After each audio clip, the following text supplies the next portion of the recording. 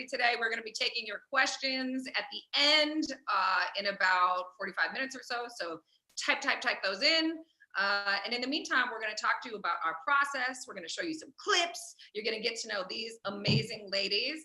And so I just want them to introduce themselves. The only person we're missing today, these are our season 1 writers. We did add some writers in season 2 that we love, but they were not invited today because you know what? No, we love them. So Ray Sani is the only writer who couldn't be with us today. She's not feeling well. Much love to her. Amazing writer from The Good Place and Rel, and obviously our show, so she will be missed. But let's introduce who we have together with us. So starting with Lauren Ashley Smith, my head writer and co-executive producer. Let the people know. Hi, I'm Lauren. My pronouns are she, her, hers. As Robin said, I'm the head writer and co-executive producer of a Black Lady sketch show. Right before that, I was the head writer of The Rundown with Robin Thede. And before that, I worked on shows like Watch What Happens Live with Andy Cohen, Fashion Queens on Bravo, Best Week Ever, the reboot, not the good version, and a bunch of other off with a drag series and specials. It was good. It was good, but it was different. Yeah, that's it. Yay! Well, we love you. Welcome. Thank you for being here with us today. Next, we have Ashley Nicole Black. Hi, I'm Ashley. My pronouns are she, hers. I came to Black Lady Sketch Show from Full Frontal with Samantha Bee. Before that, I started out, runaway AirPod. It took a little trip. It was like, there's better stuff down here. Cleavage caught it. It's true. It's true. I don't blame that AirPod. It might run again. I worked on this show, Full Frontal with Sam B, Bless This Mess. And I started out at the Second City, which some of the other writers in the room did. And I started there when I dropped out of a PhD. So that's kind of my claim to fame, was the one comic who dropped out of a PhD to do comedy. Don't go to school, kids. Yeah. If I can impart one thing today, it's drop out of grad school. Yeah. And what do you do on the show? I'm a writer and a star of the show. Damn right. Next up, we have Akilah Green. Hi, also another fool who dropped out of another lucrative career to do comedy. I was a lawyer first, and here I am now. So my first show was Chelsea Handler's Netflix show called Chelsea, and since then I've done also a lot of award shows, a couple of specials for John Legend. I worked on an NBC sitcom called Perfect Harmony, and I just sold my first show to ABC. Yay! First TV show. I love it. Congratulations. Thank you. And then next up, oh boy, we have Holly Walker. What's up, everybody? I'm Holly Walker. I started at the Second City. I went on to Boom Chicago. I wrote and was a correspondent for The Nightly Show with Larry Wilmore. I've also written on Daniel Tiger's Neighborhood. Strangely enough, those are the most compliments I get for that. I wrote 2 of the seasons on a Black Lady Sketch Show, and now I'm writing for Full Frontal with Samantha Bee. So, Ow, ow, ow. Yeah. Amazing, amazing. Next up, Amber the Ruffin. Woo! Hey everybody, my name is Amber Ruffin. She, her, hers. This is my journey. And it's Second City and then Boom Chicago. And then I got Late Night with Seth Meyers, where I write now. And sometimes I get to be on it. And I got my own show coming to Peacock in like a freaking month and a half. So please help. Yeah. And I write a lot of Broadway now. Mm-hmm. So keep an eye out for Some Like It Hot, the musical. Oh, love it. Oh, let's go. Broadway now, you've been writing musicals since you were a tiny child. They ain't never been on Broadway until now. Taking over. Last but not least, Brittany Nichols. Hi, everybody. My name is Brittany, pronoun she, her, hers. I wrote on Take My Wife. I have a film called Suicide Kale.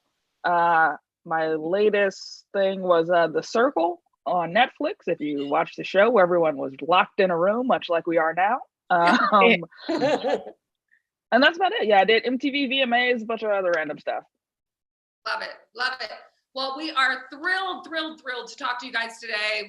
This group is just absolutely phenomenal. As you can hear from their, just, from their credits, this is a room that is stacked with talent. So I couldn't be luckier to have this group. Today, I want to talk a little bit about our process. I want to talk a little bit about how we make the show we make. And I think the biggest thing that we have to start with is the fact that we predicted the situation that the world is in now. If you have not seen the show, the interstitial storyline throughout the show is 4 women living at the end of the world, running out of snacks, quarantining together, and not able to go outside. And I remember when we were breaking the interstitials, which was a very difficult thing to do in first season, because we were like, how are we going to tie everything together? And I remember coming to work and I said, I had a fever dream. And I had written something down, like scrawled something on a long piece of paper and gave it to Lauren. And we had been toying with this idea, but I think I read everything out loud and everyone just kind of looked at me crazy. And, and it all kind of clicked into place. I mean, did you guys think, I always thought it was possible that this would happen because of Trump. Did you guys feel that same way? Did you feel like it was like, oh, this is a cool like sci-fi twist that's unrealistic? Or what did you guys think about the interstitials as we were making those? Well, first off, you have lots of fever dreams that you come in with, by the way. I didn't think it was going to happen. I thought Trump was going to take us to hell, but I didn't think this was going to happen. And so I just thought it was going to, like, it was a fun sci-fi kind of thing for me, because I'm into sci-fi. So that's what it felt like for me. But I didn't think we were actually going to live through it. Yeah. I thought it was a fun sci-fi twist because I figured what Trump would do would be much worse than what we're living through right now. like now there's grocery stores. There's grocery stores still, that's not what I predicted from Trump. So yeah. I think I definitely felt like it was a comedic extreme that we were sort of making up. I was like, oh, this is what it would be like in an extreme situation. You would be trapped in your house, upset about snacks, but I'm now trapped in my house and have had a meltdown about a popsicle. So like, I'm like, wow, I'm living it. Ashley, what were you gonna say? I would say I never thought about it as something that could be real, but I thought from like a structural standpoint, it was a great way to get to know the actors, to have a place where we're playing characters that are closer to ourselves. And as it turns out, quarantine was also a great way to get to know myself. Oh. So, do you have as many hair products at your house as you did in that suitcase? oh, they used that. That was my suitcase that they used. So many people just like, I happen. need Ashley's suitcase. They're like, I know it's in her trailer. Just go get it. I know. Well, and it's so funny too, because as we moved through the season, it was like, that was our place of anchoring the characters, and anchoring and letting the world kind of get to know these hyper real versions of us. Because I think, when we first talked about it, it was like the cast is going to be playing all these different characters, and it's like, we'll be unrecognizable in some of them. So we wanted to make sure that there was kind of a home base. So what about the writing process, right? So let's talk a little bit about that for us. Lauren, do you want to kind of take us through a typical way that we create our sketches and pitch and all of that? Absolutely. I think that what is really odd to think about as we were sort of coming up with how we would write the show is that the first thing that I approached it with was math, which is not my strong suit. Robin knows it's not my strong suit. But I really was thinking like, okay, if we have to air this many sketches, this means we have to write this many sketches to get to this many good ones. Yeah. So the whole writing process sort of came from the amount that we needed to get to. So we write a ton of sketches. We write way more sketches than we could ever air in probably 3, 4, 5 seasons of the show. And they're all fantastic, but it's about finding those specific ones that really fit in the voice and in the moment that feel like the most a Black Lady sketch show. But for every sketch that's on the show, there are probably 50 other ones that are amazing, but they aren't quite perfectly our show. So we do big pitch meetings where everybody comes in with really fleshed out pitches, and then people sort of, pitch on those ideas generally. So someone will come in with the beginning, middle, and end. And then Robin and I will be like, oh, we like that middle, or we like that end, or we like that beginning, middle, and end, or we're like, go write that exact thing. And then people get the day to write. And then during the week, you write another one on Tuesday, then you write another one on Wednesday. So the people in this room and in this Zoom room are just so super talented and so fast. We write the show so fast with a lot of joke density. It's really astonishing what these women are capable of writing in just a few short hours and a few short weeks of the writer's room. Okay, now a writer has to say from their perspective how torturous the process is. I'll go. That's a joke from in the room too. I will not call it torture. I thoroughly enjoy my time with you ladies. I will say that this show, I feel like there's such a high standard from what we expect from ourselves that like we really spend time being thoughtful about what we're writing. And so you come into the room with an idea and we will all kind of roll around and flesh it out. What are you trying to say? What's the best way to tell that story? And so it is daunting in that, like, having worked on scripted shows, you don't have to pitch for different characters in different settings and different scenarios every single day, every morning. And so that part is daunting, but I love the fact that we all kind of come together and like, if you have an idea, I'm going to try my best to help you make sure that gets through. And so I love that part of the process. Yeah. I know, I love that. Ray's not here, but she always says, you know, Akilah was pitching, this is season 2, but it's all part of our process, was pitching something, said, I don't have an end. I think you were the one that said, I don't have an end. And she pitched an ending for your sketch. That was perfect. And then she turned to you and said, you owe me an ending. Well, no, Akilah said, that was me. An ending. And she said, and I need it today. It was a day where like 2 writers pitched things and they didn't have endings. And I pitched 2 endings and sketches. And I was like, I need y'all to show up for me because I definitely only have a beginning and a middle. And I'm going to need your help. And didn't they show up? They did. They did. She said, I need that ending today. I have to say, that is a beautiful thing about this writer's room is that everybody had everybody else's back. Like it was very much here's my idea. And people would be like, love it. Here's this and here's that. And ooh, this will be fun. And ooh, that will be fun. Like no one was stingy with ideas, which was wonderful. I just felt so completely supported, which was great. Like I will tell you the truth. For the first season for me felt a little torturous just because I put a lot of pressure on myself. Like that's just who I am as a writer and maybe as a person. And so, but when I got into the process, everyone was so lovely and friendly and pitching ideas that the second season I decided, okay, I'm good. They all got me.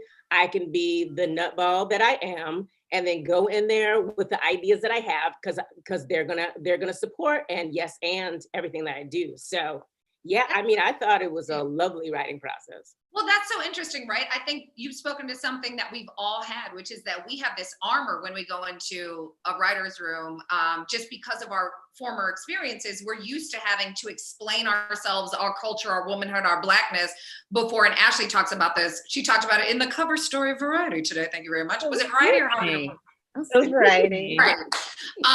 But we have that armor. And I remember, do you guys remember this? Like the first week we had to go, oh, what show are we pitching for? Like, it was like, we were pitching ideas that centered whiteness or, you know, other things that we thought about because that was just how we were like conditioned. And we were like, oh, wait, you guys, we don't have to do any of that. This is a Black lady sketch show.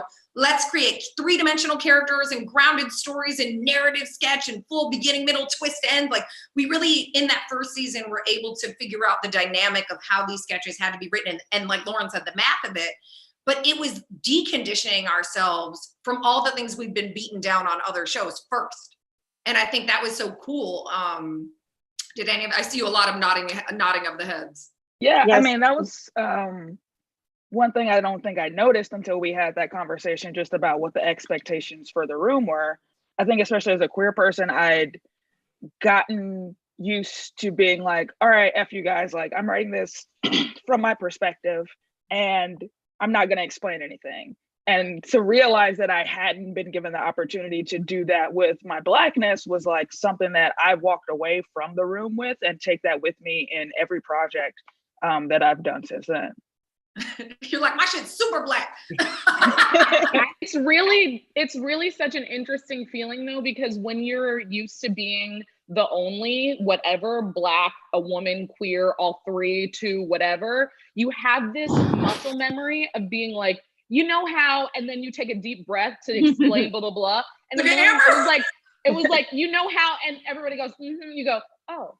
Like I had like a bunch of breath saved up to be like, okay, here's This the full lady, explanation. her name is Anita Baker. You're not gonna know what she is. I promise you, other people know who she is, and it is funny. Okay, yeah. I remember Ashley pitching. Yeah, I remember Ashley pitching the Patti LaBelle sketch. She goes, "Okay, so this woman, every time she breaks up, Patti LaBelle comes and sings to her." We were like, "Done. Stop pitching. Go write it." Like, there was nothing to discuss. Literally, I had a whole speech prepared. we don't need it. We don't need it. And Basic Ball, same thing. We don't need it. She said the Basic Ball. We said, why are you here and not at your Yeah, For me, it's like the gift both of Go into your movie. No, it only happens when I talk. Also, both of the Black woman writers room, but also of the cast, because like I feel like when there's only one Black woman on a show, you kind of have the pressure to make sure she looks kind of good because she's the only one, and people might think you're saying something about all Black women if you say something bad about her. But on a show where there's hundreds of Black women characters, and we could see the most annoying, the weirdest, the worst ones also, and that was such the most fun I've had as a comic is like, oh, I get to play the worst character ever, which I hadn't gotten to do before. It was freedom. It was a freedom. Yeah.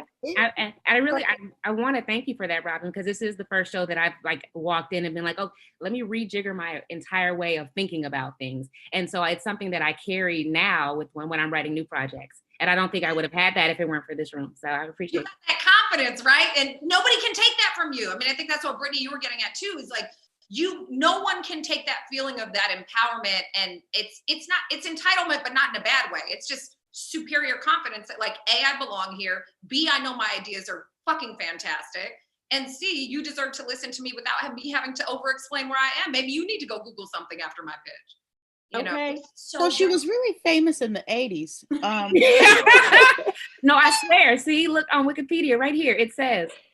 I had a different experience than everyone because I was writing from New York, so I will not have a lot to add today. I just want to be here and look at everybody. I'm sorry, but I would write my sketches and then email them, and then go, work all day and write a late night show, and then go home and just be super Black.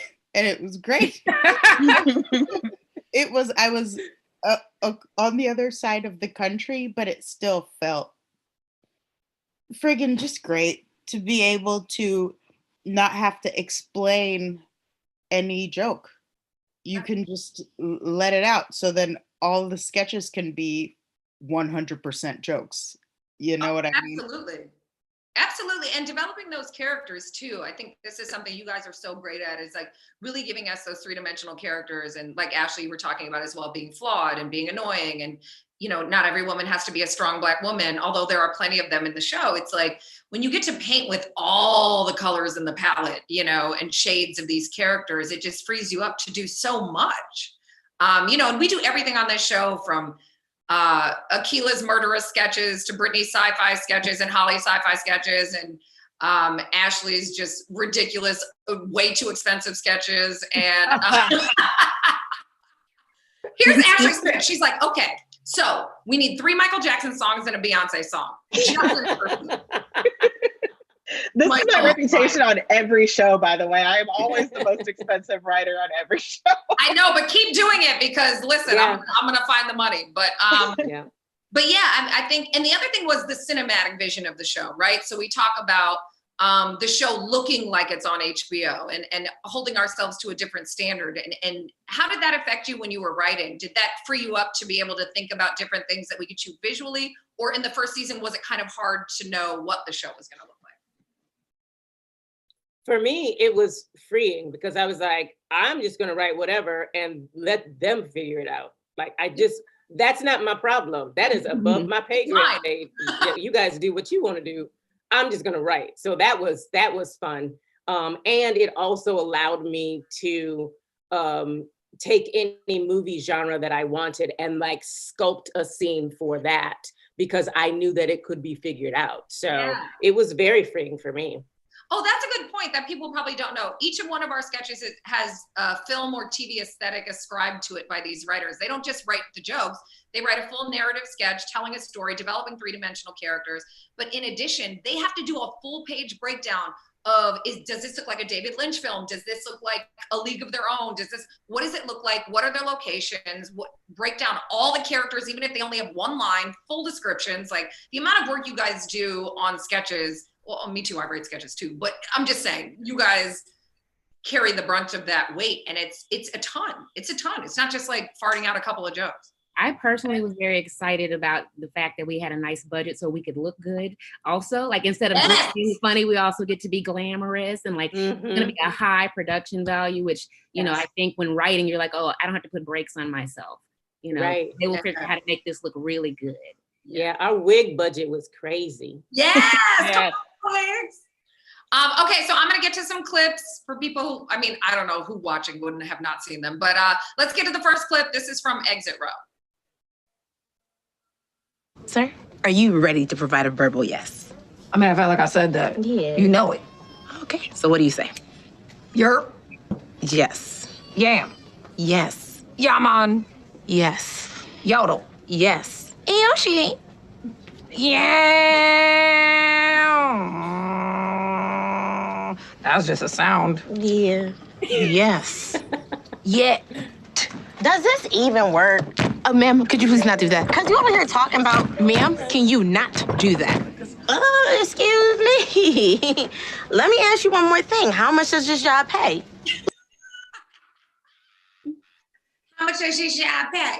This job is my Quinta favorite. Brunson. I know. Lauren and I say it to each other all the time. The great thing about this sketch, I'm going to kick it to Lauren and Akilah, is that I had this idea for this guy that I dated. And We all dated him. listen, Mhm. every week. Mhm. And I knew that for a great sketch character, they have to have a personality hook. For him, it was about, you know, our sketches are what? Character driven, situational, or what's the third one? Why am I blanking? Epic. Conceptual. Conceptual. Thank you.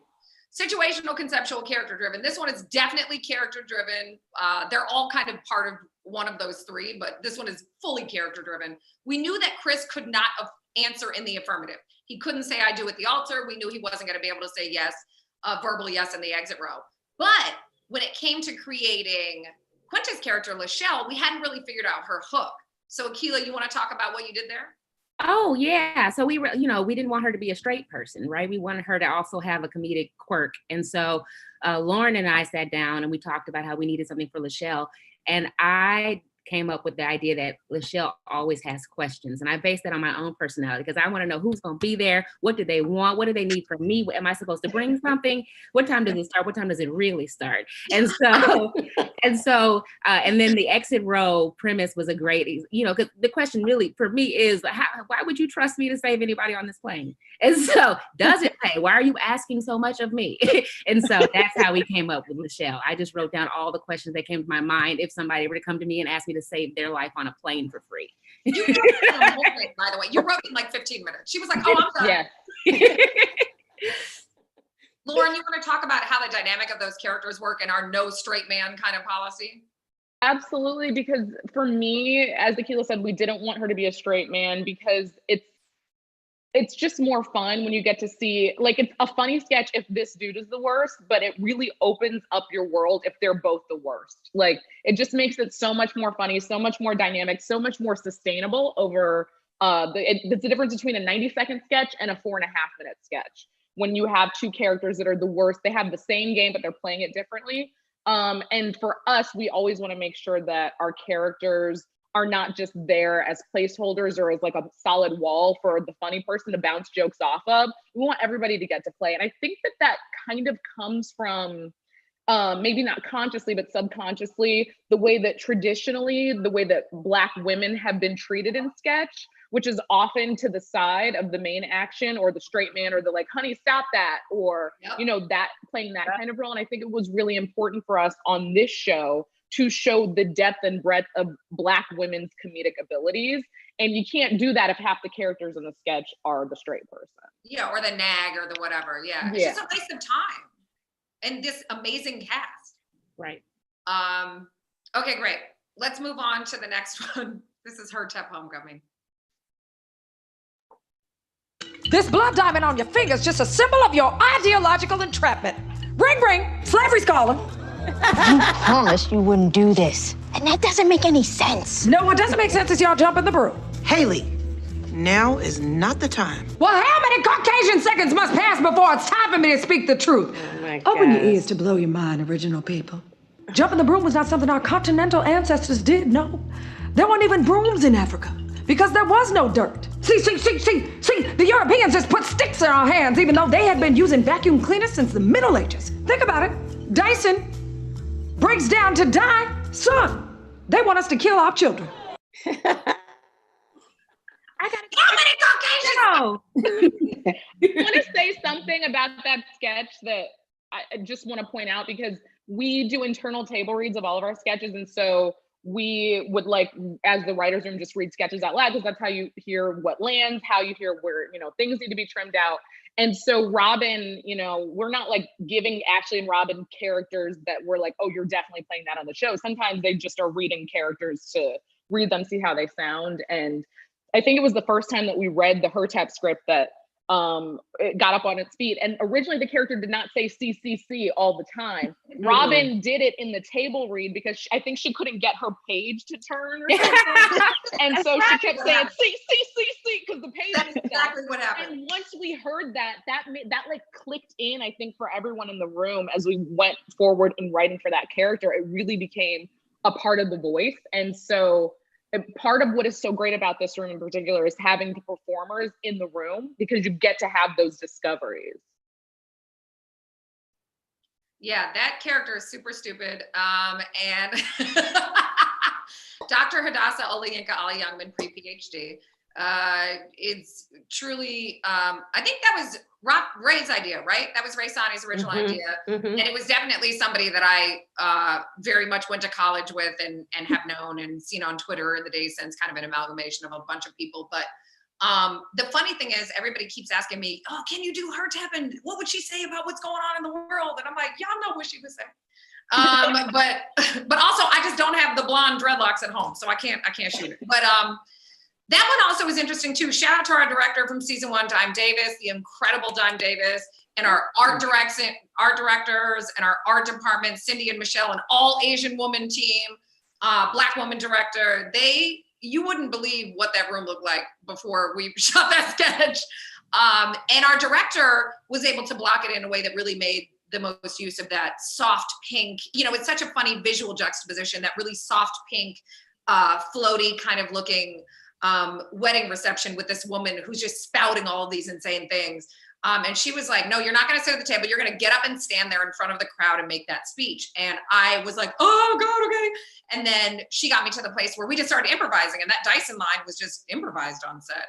That wasn't in the script. So I think that's the benefit of good writing. And Ashley, maybe you can talk about this a little bit too, is that A, when you write for yourself, but B, when you have a room like this writing for you, it's so easy to improvise, not only because we are trained improvisers, but also because the characters are so well developed. Yeah, and I think this couldn't possibly be true, but it feels like it was 3:00 in the morning when we shot that sketch. It was like so late. But it is like, when that character that I played in that sketch has like 3 lines, and weirdly a friend of mine was like, that's my favorite character you play, and it's like, how she only has 3 lines. But when you know everything about the character, because the writing is really good, and the wig, the costume, everything is on point. The actor who I was acting with, my husband, I sat down, I was like, I'm in love with you now. Yep. Our kids, but just when you know everything about the character, you can just sit immediately into it. And we were improvising as husband and wife. We met that day, haven't seen him since. That's what good writing does. It's like, I know everything about this, and so I can play in it. Everyone He keeps sounds asking sad. about We what could happened find at him. Maybell's funeral. Go ahead, Brittany. I'm sorry. No, I just said she sounds sad about it. We could find that man. You know what? I've tried to cast him in things, and I Listen, really enjoyed my time with him. Brittany said we have solutions. Why are we talking about this? We got you, Ashley. We got you. We can hook you up. What you have to know about Ashley is that she lives her life in a rom-com. So anybody she comes into contact with, it doesn't matter who it is immediately she's in love with them. It does not matter who it is, what they do, what their age. It does not matter. They are in love, and they will always be in love. Oh, hold up. But also, hold up. Also, Ashley does tend to write boyfriends and sexy men to be in sketches with her. So it's not that she just happens to meet these people and fall in love. She writes it into the sketch, and I say, bravo. We work really long hours. How else am I going to meet people? True. Honestly, it's the smartest move. I just write me playing and, which is antithetical to everything. Okay, great. Let's go to the next one. This is gang orientation. State your name and your goals for trapping. Shanidra.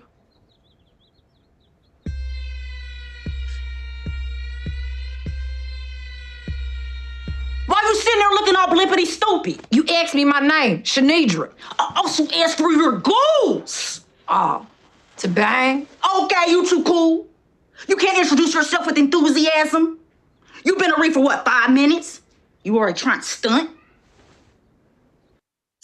Random. Shout out to Gabrielle Dennis. Her work in that sketch is utterly Emmy worthy. Just if you can win an Emmy for a sketch, she should earn it. Absolutely. That sketch, Akilah, talk about your crazy ass and how much you hate corporate America. So I hate corporate icebreakers, and that's the nucleus of the sketch. There's always somebody who thinks they're funnier than they are. There's always somebody who doesn't want to participate, and there's always a person who's like, "Oh, is it my turn?" And I just am so over it, and so I'm irritable. And I decided I would get it out on the page. But what's fun about that sketch is that I brought the idea of this corporate icebreaker into the room. And it wasn't in a gang orientation setting at all. We were kind of figuring out, how do we make this a fish out of the, like, what's the craziest setting for this? And Ray came up with the idea that it would be a gang. And so we decided, a gang orientation, which is not a thing, not in the way that we did it. and so we thought that would be a good execution for a corporate icebreaker. So that's how it came about. And what's so dope about that is it elevates the way that we see Black people. Right? Like, in a weird way, she's talking about, we're not going to enforce this cisnormative agenda and blah, blah, blah, blah, blah. I mean, it's like the dialogue that you wrote is genius because it's very much HR dialogue, but it also helps us see these women in an elevated light, which I love because I think anybody else that would treat Black gang members in a sketch would mistreat them in a sketch. And I think the cool part is we elevated them. They're smart, they're considerate, they're progressive. They're forward thinking, they're accepting. And at the end of the day, Quinta didn't do what she needed to do. So she had It's still a business. True that. And side note. Yeah, go ahead. Side note, those eyebrows on Shanidra were Robin's original eyebrows. I've known her for a very long time, and she has also progressed and switched up her eyebrow game. So I have to shave a lot between here and here. People go to me, they say to me, that makeup that you had, you were unrecognizable. And I'm thinking, it's the least amount of makeup I had on the whole series. I literally just had none on. It was a little deep, and that was it. And then the neck tattoo, that was it. So thank you. That is how I look. I love so much what costume and set design did. I mean, Michelle was on a treadmill. That treadmill was genius. That's crazy. Yeah. And that's part of that backstory too, is I think you said the location was in her mom's garage. Like that's part of how you envision the world. And then our amazing art team just came and, production design team just came up with that amazing garage. And then we knew we were going to shoot it like The Office. Hence why we have the dramatic punch-ins for the like every sketch has its own aesthetic style. That one was The Office. And here's a spoiler or a little bit of a tidbit for season 2. They will be back. The Coral Gang will be back for season 2.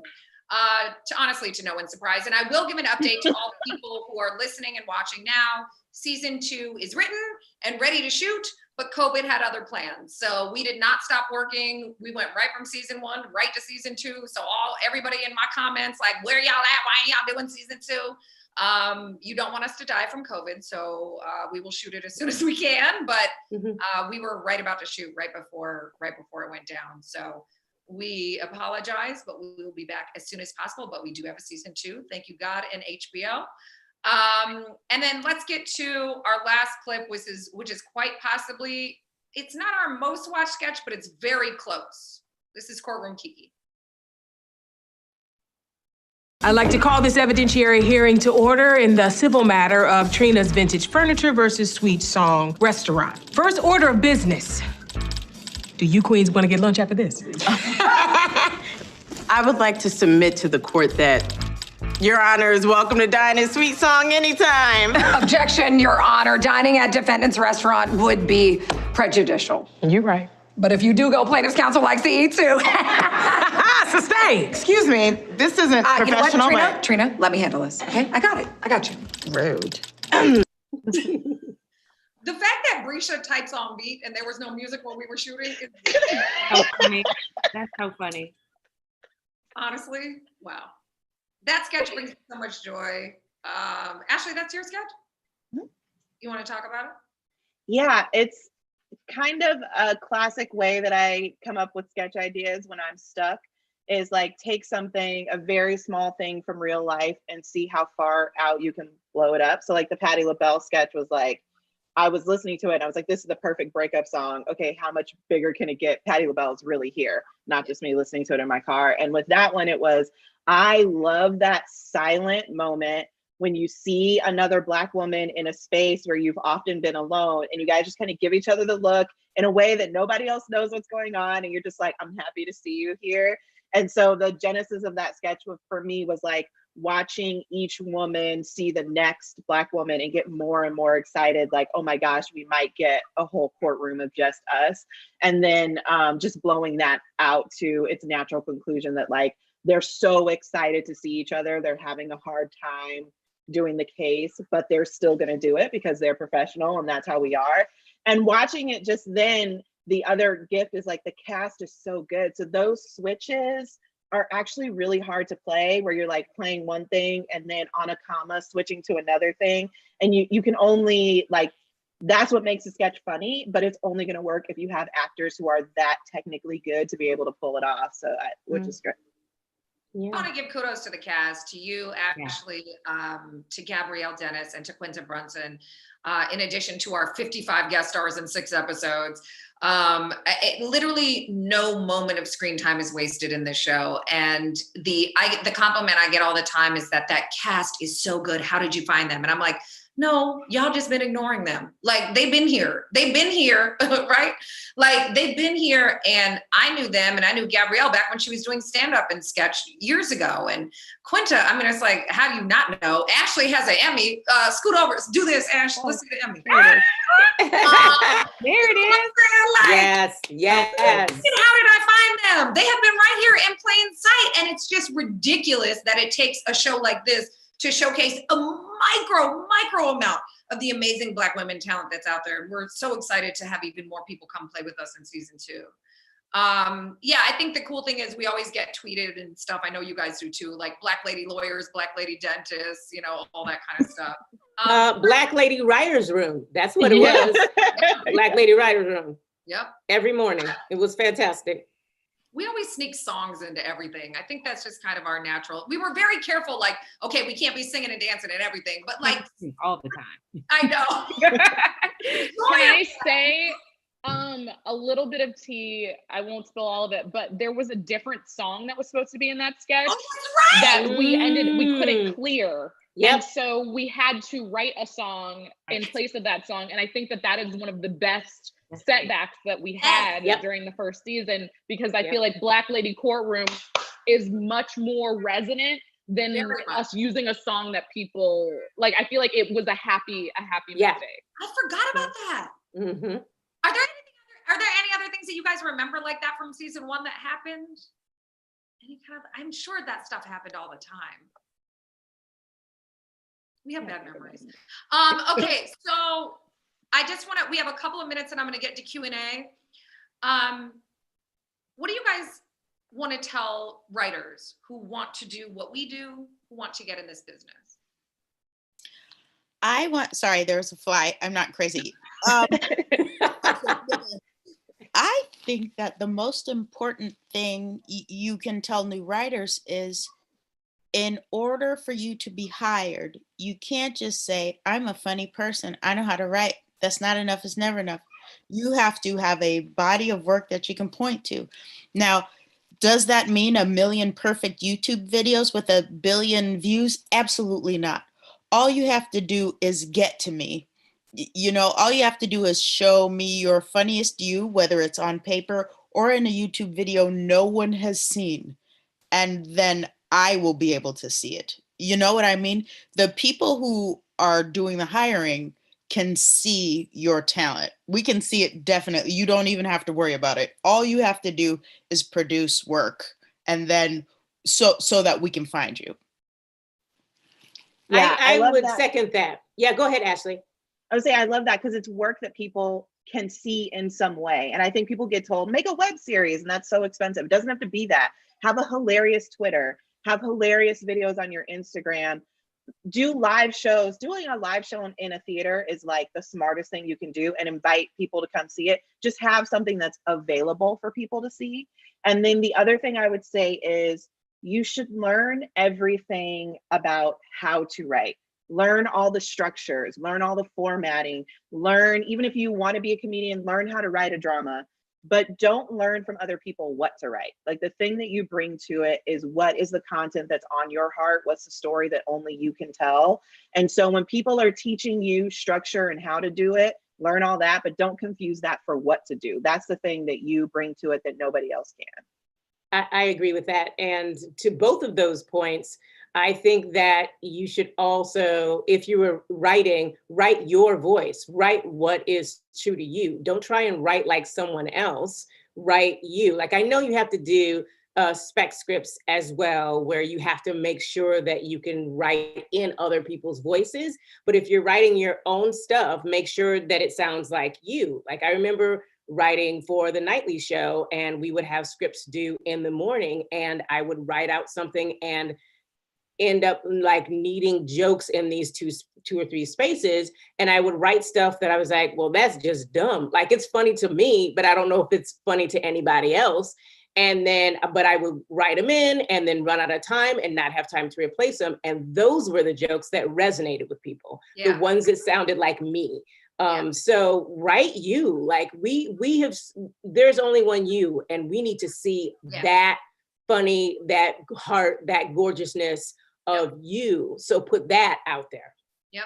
I absolutely agree with Holly, because there are so many brilliant writers, and I know there are hundreds of brilliant writers watching this right now. So like, the only edge you have on anybody else is that you are you. You're the only you. So you have, if you don't write from who you are right here, that's giving up a huge advantage that you have. And I think technically, like, read your writing out loud. That is something that is truly invaluable, because you'll hear it in your mouth and be like, oh, that's really hard to say, or people don't actually talk like that, or that's way too long or too short or too whatever. But that's really helpful. And then also being open to collaboration and not being precious about what's on the page and your ideas and your words, because 9 times out of 10, when you get a writing job, you're not going to be the only writer in the room. So you have to learn how to take notes from the person running the room, the person running the show, the person running the network, the person running the studio, and being open to the collaboration in the room, because the chances are what you're going to get from a bunch of brains is going to be better than from one brain. And spending energy getting caught up in getting your feelings hurt is not helpful. And just know that it's part of the process. It's not someone trying to hurt your feelings or say that your ideas aren't good, but it's just a part of the process. Yeah, and I just want to disagree with Holly, not with what she said, just her as a person. And This is our relationship. This is our relationship. We've been this way for what, 20 years now, Robin? Like this is, I'm the sweet one and she's the mean one. This is our relationship. That is not true. The first day, I told everybody Holly was crazy. And they were like, Robin, you're being mean. And then Holly showed her ass. And then they were like, wow, Robin, you were right. Anyway, let's get to some questions. Okay, so I'm just gonna pick like kind of the ones that have been favorited a lot because I think that's what people want to hear. So there's a lot of questions from very specific Black lady sketch groups in the comments. And I won't get into all your specifics because I think I want to answer questions that are good for the larger audience, but they're asking, how do you go from a sketch group to getting paid for your writing and acting? I think for me, the big thing was focusing on writing. So when I was ready to make that transition, I was at the Second City and I wanted to move into television, which is where the money is. So I started writing scripts so that when I either applied for jobs or tried to get an agent or a manager, I had a whole stack of scripts. I think people like will advise you to like have one good script, but once they've read that one, if they want something else, what do you have? So I really focused on having a portfolio of writing, which really worked out for me because then the first job opportunity I got was to do a packet for Full Frontal. And I had been writing so much that I got the packet late and I had like 2 days to write it, that I could write 25 pages in 2 days because I had been practicing. So it became, it wasn't even about actually having the volume of writing. It was about the practice of having done it allowed me to be ready to shine when the opportunity came. I think it's also very rare. I mean, Astronomy Club did it and they're amazing. But I think it's very rare for your whole ass sketch group to get a sketch show, mostly because I'm just going to be very blunt because that's what I believe. You're not famous. No one knows who you are. And it's going to be tough. Like, it's just going to be tough. And Astronomy Club, unfortunately, did not get renewed. And I don't think as many people saw it as they should have. And that's unfortunate because they're incredible. And so I think if you're trying to look, the reason why we named it a Black Lady Sketch Show instead of the Black Lady Sketch Show is because we wanted to keep the door open and just be one of many. So I hope that our show continues to open the door for other sketch groups to pitch their projects to networks and to get it made. But what I will say is there's a reason we had Angela Bassett, Laverne Cox, Patti LaBelle, all these people on the show, because we wanted to make sure that we cemented, and all of us are decades in the game, you know?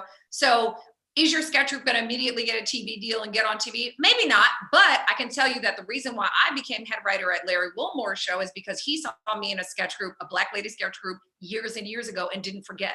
And so by the time I had worked my way up, exactly what Ashley is saying, and gotten the work and paid my dues, he remembered me. So, you know, and then I pulled Holly up, hired her at the nightly show, big mistake. And then. See what I'm talking about? See what I'm talking about? I didn't earn it myself. She pulled me up. That's what I'm just saying. You know, I'm just saying. No, Holly, I'll be honest. Holly taught me everything I know about improv and sketch, and that is without exaggeration. I owe my entire comedy career in minutes to Holly Walker, and that is the truth. She's trying to play like she's nice right now, but you know, as soon as this is over, she's gonna go back to the same Robin. The other thing I'll say is that somebody was asking, how do you know if an idea is good? How do you know if it's funny? I talk about that one because when Holly was first talking about when we pitched sketches, she said, here's my idea. And it was a question mark. And I wanted to make sure that you will sometimes walk into the room being like, it's close. It's almost it. And it's it adjacent, you know?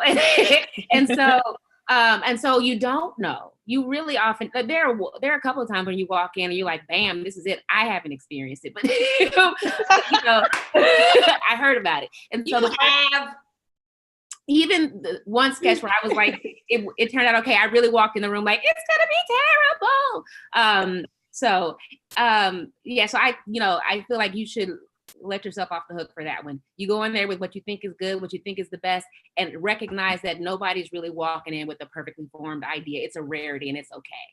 Because that's what the room is for. We're coming there to play and build on each other. Yeah. I think this plays was a good idea or not until it's over. You don't know until everyone laughed and lost their mind. Because so many times I go out there and I'm like, ooh, this is it. You're welcome. And nobody cares, you know? So you should treat everything like it is the best, because your piece of shit sketch that you're like, oh, fuck, I guess I have to do this because I didn't do a good enough job. That's the hit. So I want to speak to that coming from maybe the other side, because I think that this is, it goes with what your voice is. Like, I think part of being a comedian is watching a fuck ton of comedy and figuring out what you think is funny. Because when you're watching something, this is a presentation of the things that all of these people signed off on and said was funny. And even then, only a select amount of that stuff is going to speak to you. Mm-hmm. So I think that if you know, at least this is how I feel when I'm like, it may not be funny to you, but it's fucking funny to me. Mm. So I don't have any doubts about like what I'm bringing to you, because I know via studying and doing it over and over and over again, I'm confident with this being funny to me. And from there, certain things are going to appeal to other people.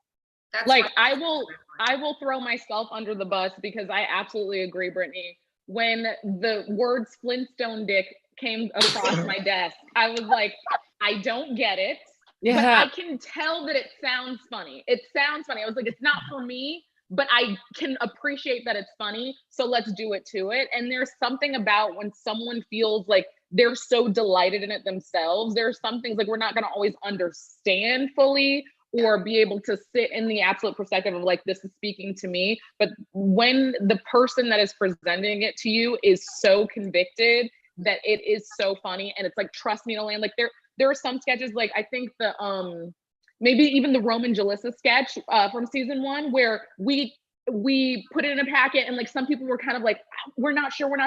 And Robin and I were like, trust us, we know it's good. We know it's good. And they were like, okay. And we knew. And the way that people responded to it reflected that back to us. And it's because we were like, we know. And so that's why I actually really love when I'm like, I don't quite get it, but they love it. So let's try it. Look, it's such a fun feeling. When I pitched 227, none of y'all hoes laughed. I will own up. I did not know why it was funny. I was like, I know Robin knows what she's doing, but I can't. I'm like a math comedy person. And even if something's not funny to me, I can break down, okay, structurally, I know why this will make someone laugh. Exactly. And on 227, I couldn't. And that is everybody's favorite sketch.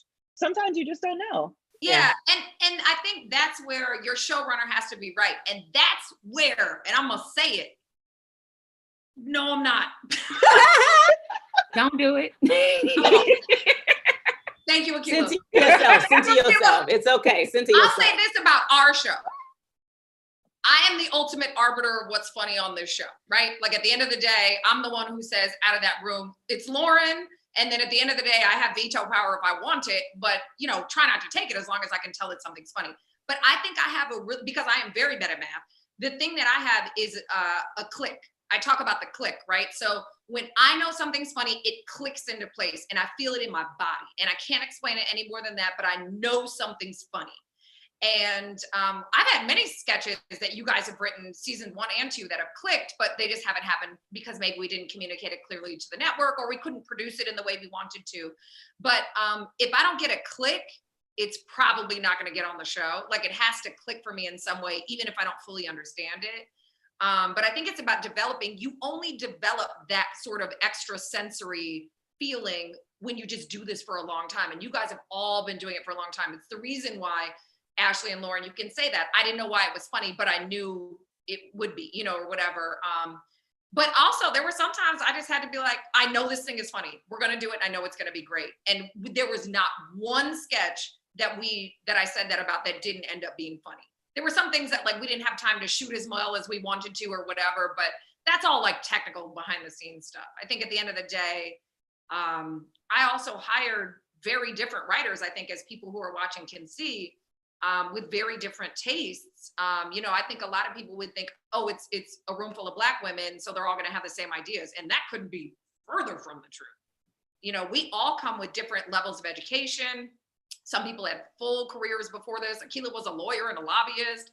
Holly was homeless. There were a lot of no shade to people. No shade to people. This is so- not my apartment. This is not my apartment. You were living on a boat. Am I lying? You were living on a boat. I was on a boat. You were right. So technically I was homeless because I was on a ship. It's a ship because it was that big. It was a ship, not a boat. It was still Yes. not a house. So I replaced Holly on the boat. She did. It's true. She did.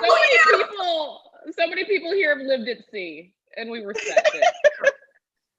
So anyway, but I think that's the thing I always tell our showrunners too, is like, don't just hire one Black person, hire multiples, because we're all gonna come with different experiences, and that's gonna make your show richer, even if you don't have any Black characters on your show. But also, why do you not have any Black characters on your show? So we have 3 minutes. I'm gonna ask one more question. I'm just gonna do roulette. Let's see. Who was your biggest influence growing up comedically? For me, it was Whoopi Goldberg. She was the Whoopi first person Goldberg. I saw playing characters. Yeah, I Unfortunately, remember Dave seeing Chappelle. that too. What's that? I said, unfortunately, Dave Chappelle. Brittany. Speak your truth, Brittany. Speak your truth. Comments like me too, Dave Chappelle. So people feel you. I remember seeing Whoopi Goldberg too on her one-woman show on HBO, and it just blew my mind because I was also like writing characters, but didn't think that I could take them further. And then she was a Black woman on Broadway writing characters and performing different characters, and I was like, yes, ma'am. That was Thank like you the very late much. 70s, early 80s. I think it was mid 80s. Holly, were you there? I don't know. Oh my God. She keeps proving my point. You see, do you This see? is This is bullying. another thing about writers. This is People are in the comments going, leave Holly alone. I'm telling you, exactly. Hashtag Team Something, and we have to Holly. speak up for Holly. Exactly. young writers out there also know that you might have to be in a room where somebody like Robin Thede always picks on you. Well, you just stand up for yourself and That's tell right, Robin Holly. Thede to hush. I got my own. I don't know No, what they that said means. I needed a callback. They said, go Robin, do it. Oh, I love Holly. I hire her on literally everything. I am obsessed with Holly, everyone knows. And I love Robin Thede, so what can you do? Ooh, What I'm can going you through do? menopause. Okay, who else? What are your comedic Mine, it will be unpopular. Louis C.K. broke my brain. And Very funny. I get it. it changed the way I thought about comedy. I'm sorry, guys. Bye, I want to be truth. I want to stand in my truth. Okay. Stand in your Who's that? truth, Bye, Akilah. Akilah. Somebody told me to get the hell up out of here. All right, Akilah. Yeah, that's fine. Thank you for your truth. Moving on. Somebody Amber. said I appreciate you. I appreciate you. No, I'm also Whoopi. I don't have anything new to add. Whoopi. Somebody said in the comments, Bill Cosby's mine. Now what? So listen, we all have problematic folks. Yeah. Ashley, who did you say? I wasn't allowed to watch TV as a child, as you guys know. So the funniest person in the world to me was my grandmother. And she was just like this really quiet lady who, after you had walked far enough away, would say something devastating under her breath. And to me, that's just the funniest shit I'll ever see in my Why life. has that not been a character on the show? What are we doing? So funny. Okay, so next season. Season 3. Lauren Ashley Smith, who did you say?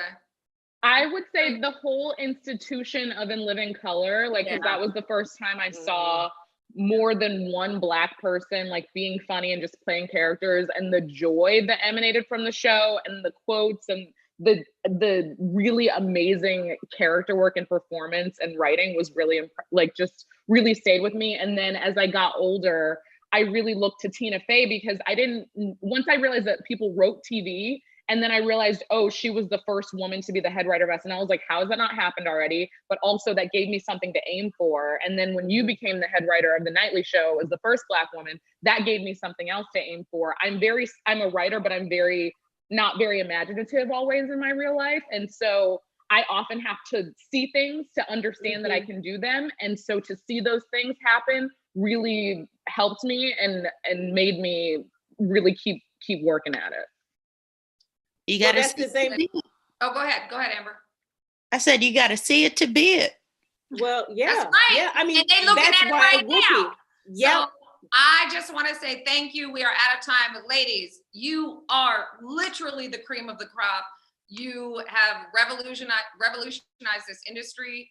I say that without any exaggeration. You are truly the most gifted people I have ever worked with. I am absolutely incredibly lucky to have you in my life and in my work. And I will continue to stalk you all offline.